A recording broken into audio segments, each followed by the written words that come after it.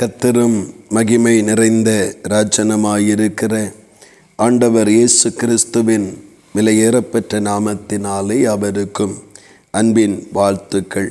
தேவன் தாமே நம் ஒவ்வொருவரையும் இன்னும் அதிகமாக பலப்படுத்தி நன்மைகளால் நிரப்புவாராக. இந்த நாளுக்குரிய தியான வசனம் சங்கீதம் 119 அதன் 49வது வசனம்.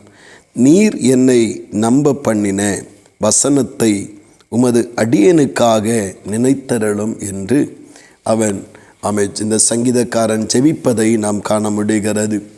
அவன் கர்த்தரை நம்பாதிருந்த அல்லது கர்த்தரை அறியாதிருந்த காலங்களிலே அவனுடைய வாழ்வோடு கர்த்தர் இடைப்பட்டு அவனை தேடி கண்டுபிடித்து தம்முடைய வாக்கை அவனுக்கு கொடுக்க ஆரம்பிக்கிறார். தம்முடைய வார்த்தையின் மூலமாக தைரியம் சொல்லி நம்பிக்கைக்குரிய ஒரு பாத்திரமாக உருவாக்குகிறார்.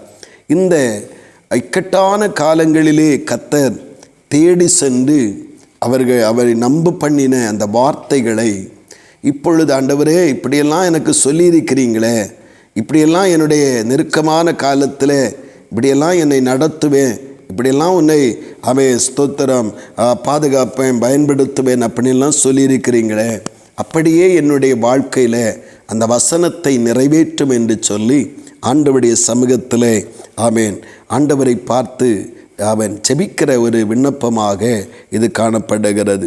கர்த்தர் அவன் சொல்லுகிறான், என்னை நீங்கள் நம்ப பண்ணீங்க, ஒரு வார்த்தையை தந்து உம்மையும் உம்முடைய வல்லமையையும் உம்முடைய அதிசயங்களையும் நீர்தான் மெய்யான தேவன் என்பதையும் நம்ப பண்ணினீங்க.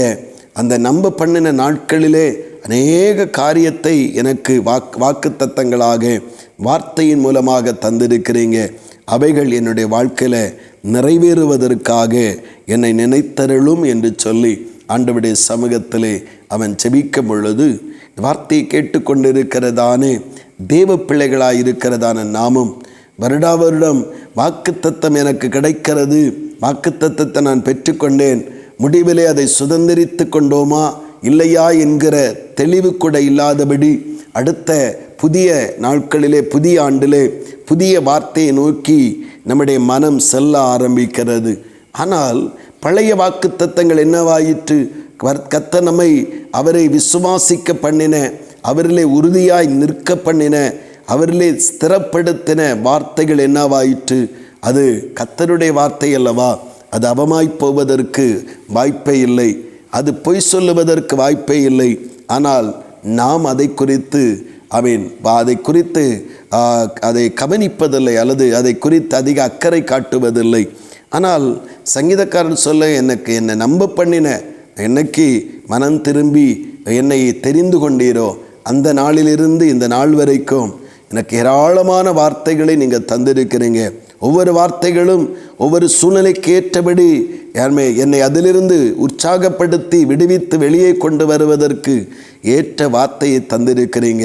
அந்த வார்த்தையை அப்படியே என் வாழ்க்கையில் நிறைவேற்றி என்னை நினைத்தருளும் என்று சொல்லி ஜெபிக்கிறது போல நாமும் நமக்கு அநேக வார்த்தைகள் மறந்திருக்கும், அநேக வார்த்தைகள் நமக்கு தெரியாமல் போயிருக்கும். போன வருடம் என்ன வார்த்தை என்று கூட நமக்கு தெரியாமல் இருந்திருக்கும். அப்படி அல்ல, கர்த்தர் சொல்லுகிற வார்த்தைகள் ஒவ்வொன்றும் உண்மையுள்ளவைகள். கர்த்தர் சபையின் மூலமாய் கொடுக்கிற வாக்குத்தத்தங்கள், நம்மோடு கூட நேரடியாக பேசின வார்த்தைகள் வாக்குத்தத்தங்கள் எல்லாமே மாறாதவைகள். நாம் அவைகளை எக்காலத்திலும் மறந்து விடாதபடி அதை சுதந்திரித்து கொள்ளுகிற ஒரு பாக்கியமுடையவர்களாய் மாறுவதற்கு இதை போன்றது ஒரு ஜெப வாழ்க்கை அவசியமாக இருக்கிறது. இதை போன்ற கர்த்தருடைய சமூகத்திலே தாழ்த்தி அவைகளை நினைவிலே கொண்டு வந்து கர்த்தர் அதை நினைத்து நடத்த வேண்டும் என்று சொல்லுகிற ஜெபம் நமக்கு அவசியமாக இருக்கிறது. அப்படி செய்வோம் என்றால் நம்முடைய வாழ்விலும் தேவனாகிய கர்த்தர் நமக்கு சொன்ன ஒரு வார்த்தையும் தவறவிடாதபடி அப்படியே அத்தனையும் நிறைவேற்றி நம்மையும் மகிமைப்படுத்துவார், மேன்மைப்படுத்துவார். கர்த்தர் தாமே ஆசீர்வதிப்பாராக. ஆமேன், ஆமேன். செபிப்போம். அன்பின் பரலோகத்தின் நல்ல ஆண்டவரே, இந்த பரிசுத்தமான காலை நேரத்திற்காக ஸ்தோத்திரப்பா. இந்த சங்கீதக்காரனுடைய வாழ்க்கையில் ஆண்டவர் இக்கட்டான நேரத்தில் நெருக்கமான காலங்களிலே தளர்ந்து போன நேரங்களிலே உடைய வார்த்தைகளை கொடுத்து அவனை உயிர்ப்பித்திருக்கிறீர். அந்த வார்த்தைகள் அப்பொழுது நிறைவேறாவிட்டாலும் ஸ்தோத்திரம். அவன் சொல்லுகிறான், ஆண்டவரே, நீர் எனக்கு சொன்ன அந்த இக்கட்டான நேரத்தில் சொன்ன ஒவ்வொரு வார்த்தைகளையும் நான் நம்பி உம்மை பின்பற்றி வருகிறேன். அந்த வார்த்தைகள் படியே எனக்கு செய்ய வேண்டும் என்று சொல்லி ஆண்டவரிடத்தில் ஜெபித்து அந்த ஆசீர்வாதங்களை திருப்பிக் கொள்ளுவது போல நாங்களும் எங்களுக்கு சொன்ன தேவனுடைய வாக்குத்தத்தங்களை வார்த்தைகளை மறந்து விடுகிறவராய் அல்ல, அவைகளை கர்த்தர் நிறைவேற்றுவதற்காக தேவ சமூகத்திலே வைத்து ஜெபித்து அவைகளை சுதந்திரித்து கொள்ளுகிறவர்களாய் எங்களை மாற்றும். அப்படியே நீங்கள் செய்கிறபடியாய் ஸ்தோத்திரம். இயேசு கிறிஸ்துவின் மூலம் ஜெபிக்கிறோம் ஜீவனுள்ள நல்ல பிதாவே. ஆமேன், ஆமேன்.